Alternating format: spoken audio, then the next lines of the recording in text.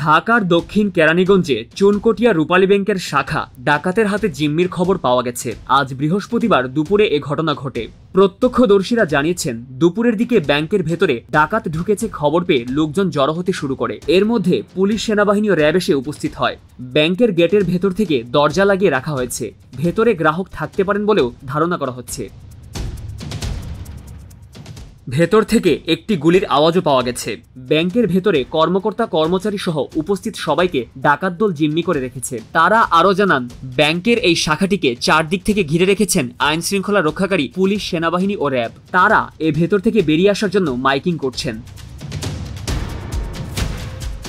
দক্ষিণ কেরানীগঞ্জ থানার ভারপ্রাপ্ত কর্মকর্তা মাঝহারুল ইসলাম বলেন, ব্যাংকের ভেতরে 2 থেকে 3 জন ডাকাত অবস্থান করছে।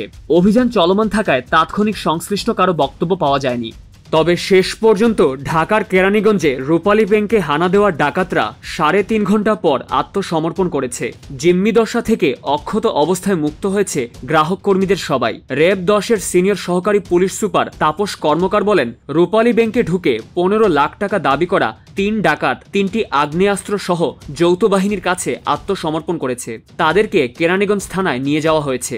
News desk, focus TV.